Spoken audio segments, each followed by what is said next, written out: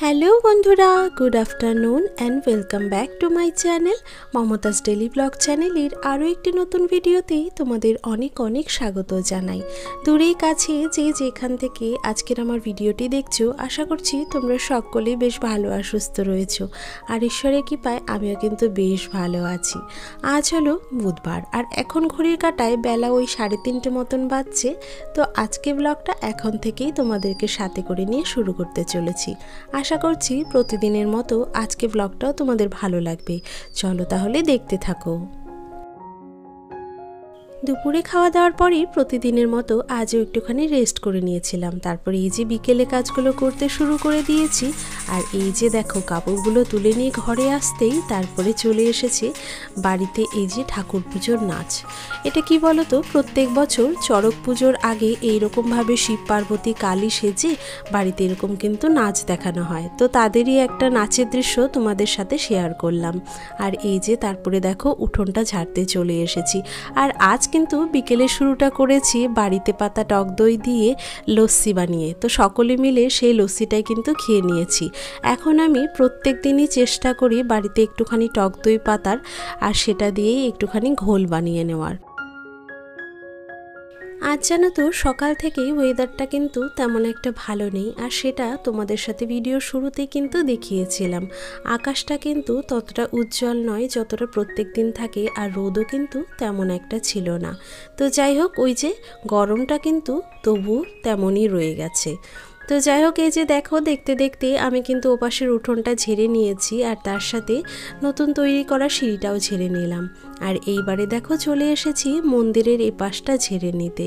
তো প্রত্যেক দিন তো আমি তোমাদেরকে বলেই থাকি যে আমি মন্দিরের এই পাশটা ঝাড়তে এসে সামনের দিকের রাস্তাটাও একটুখানি ঝেড়ে নিই।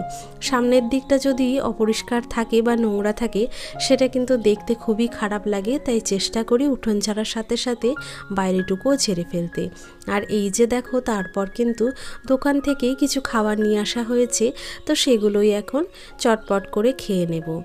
এই যে দেখো এখানে কিন্তু রোল বিস্কিটটা আনা হয়েছে, আর ভেতরে কিন্তু ক্রিম ভরা থাকে। এটা খেতে কিন্তু ভীষণ স্বাদ লাগে, তাই মাঝে মাঝেই বাড়িতে আনা হয়।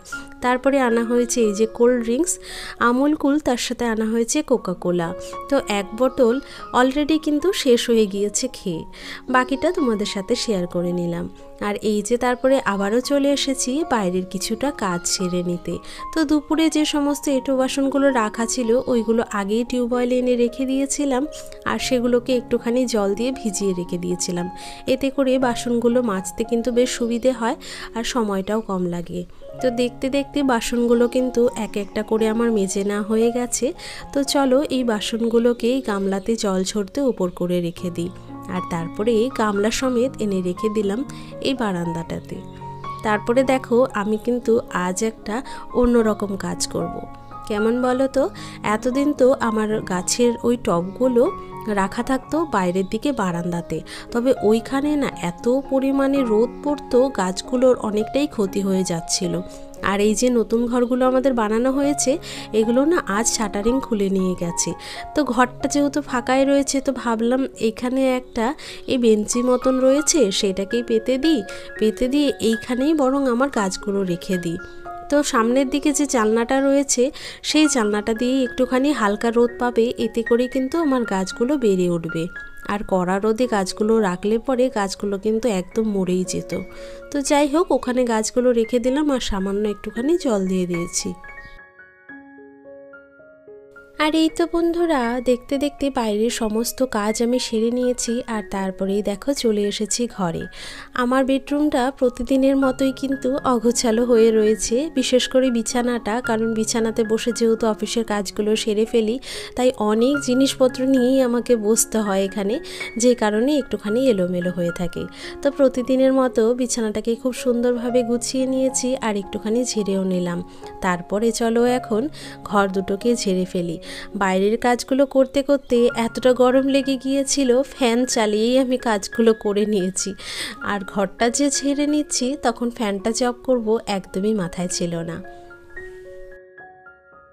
আর এই তো ঘর দুটো ঝেড়ে নিয়ে এখন এই ঘরের জানলাটা চটপট লাগিয়ে দিলাম। আর তারপরে এই যে বেডের পাশে সোফাটা রয়েছে, এটা না দুদিন ধরে একদমই ঝাড়া হয়নি, তো সেটাকেই খুব সুন্দরভাবে ঝেড়ে নিলাম। আর তারপরে একটুখানি ঠিকঠাক মতন করে গুছিয়ে নিলাম। আসলে শরীরটা অসুস্থ ছিল বলে ঘরের অনেক কাজই কিন্তু এরকমভাবেই পড়ে রয়েছে, তো সেইগুলোকেই ভাবছি আজ করে নেব। তো সোফাটা ওইদিকে ভালো মতো গুছিয়ে নিলাম। আর তারপরে চলে এসেছি এখন মায়ের ঘরে। এসে মায়ের ঘরে বিছানাটার বালিশ ঠিকঠাক করে নিলাম। আর তারপরে এই যে জামা কাপড়গুলো আমি যে তুলেই নিয়েছিলাম সেইগুলোই কিন্তু এখন চটপট করে একটা একটা করে গুছিয়ে নেব। বন্ধুরা, জামা কাপড়গুলো গোছাতে গোছাতে প্রতিদিনের মতো আজকেও তোমাদের একটা অনুরোধ করতে চাই।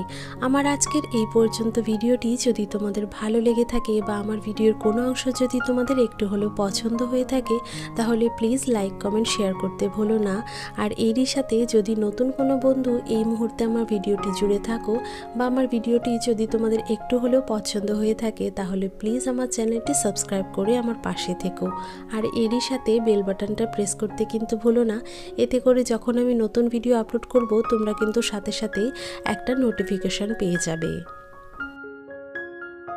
আর যারা অলরেডি কাজটি করে রেখেছো তাদেরকে অসংখ্য অসংখ্য ধন্যবাদ এইরকমভাবে আমার পাশে থাকার জন্য আর এরই সাথে এত ভালোবাসা দেওয়ার জন্য। তোমাদের করা ছোট্ট একটা কমেন্ট আমাকে কিন্তু অনেকটাই বেশি উৎসাহিত করে নতুন করে নতুনভাবে তোমাদের জন্য আরও ভিডিও তৈরি করতে। তো প্লিজ তোমরা কিন্তু ভিডিও দেখার সাথে সাথে একটা সুন্দর কমেন্ট করে জানাতে পারো।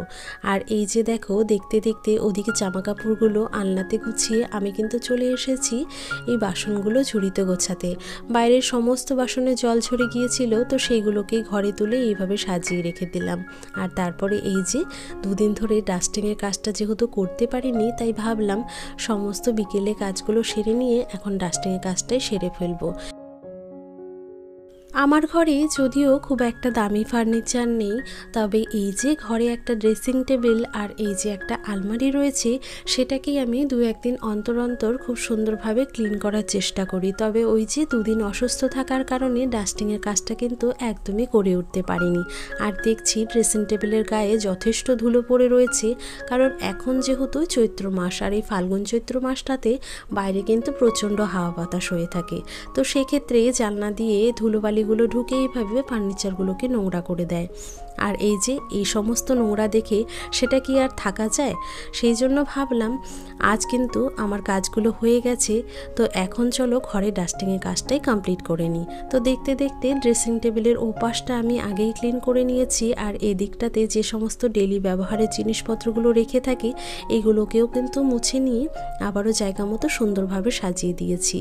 ড্রেসিং টেবিলের নিচের দিকটা সম্পূর্ণটা ক্লিন করে নিয়ে এখন চলে এসেছি এই আয়নাটা ক্লিন করতে। আসলে কি বলো তো, দূর থেকে বোঝা না গেলেও আয়নাটাও কিন্তু যথেষ্ট নোংরা হয়ে থাকে, তাই সমস্তটার সাথে সাথে আয়নাটাও কিন্তু আমি ক্লিন করে নিলাম। আর তারপরে দেখো কলিন দিয়ে আমি একটুখানি আলমারির সামনেটুকুও ক্লিন করে নিয়েছি। আর তারপরেই দেখলাম বাজার থেকে বেশ কয়েকটা জিনিস আনা হয়েছে। এই যে দেখতে পেলে চা পাতা, তার সাথে আনা হয়েছে বেসন, আর এই যে 2 রকম বিস্কিট আনা হয়েছে। তো এই মেরি বিস্কিটটাই আমরা কিন্তু সাধারণত বাড়িতে খেয়ে থাকি আর খেতে খুবই ভালো লাগে। তো চলো এটাকেই এখন কৌটোতে ঢেলে নিই। শুধুমাত্র বড় বিস্কিটের প্যাকেটটাই কিন্তু খুলে কৌটোতে ভরে নিলাম, আর ছোট প্যাকেটগুলো ওরকমভাবেই রেখে দিয়েছি। আর তারপরে দেখলাম চা পাতার কৌটোতে চা পাতাটাও শেষ হয়ে গেছে, তাই এই যে কৌটোতে কিন্তু চা পাতাটাও ঢেলে নিলাম। আর রেখে দিলাম এই যে এরকম একটা ছোট কৌটোতে বেসনটা। আসলে এই বেসনটা ঢালতে ঢালতে ছোটোবেলার একটা কথা না আমার মনে পড়ে গেল, আর ভাবলাম তোমাদের সাথেও আজ আমি শেয়ার করি। ছাতু আর বেসনের কালারটা কিন্তু অনেকটাই দেখবে একই রকম হয়ে থাকে। তো ছোটোবেলায় একবার কি করেছিলাম বলো তো, আমি না ছাতু ভেবে বেসন গুলিয়ে সেটাকেই খেয়ে নিয়েছিলাম। তো সেই কথাটা আজ হঠাৎ মনে পড়ে গিয়েছিল। আর এই তো সন্ধেবেলার সমস্ত কাজ বাজ সেরে নিয়ে এখন কিন্তু সন্ধ্যের টিফিনটা বানিয়ে নিচ্ছি। সকালবেলায় আজকে একটুখানি ছোলা সেদ্ধ করেছিলাম, তো সেটা দিয়েই ভাবলাম মুড়িটা মাখিয়ে নিই। আর মুড়ি মাখার জন্য দেখতেই তো পেলে পেঁয়াজ কুচি, লঙ্কা কুচি, তার সাথে গাজর কুচি আর একটুখানি শসা কুচি নিয়ে নিয়েছি। সাথে নিয়েছি একটু নুন আর সর্ষের তেল। সব মিলিয়ে মুড়িটা মেখে নিলাম আর সকলে মিলে টিফিন করে নিলাম। তো বন্ধুরা, আজকের মতো এখানে কিন্তু বিদায় নিচ্ছি। টাটা।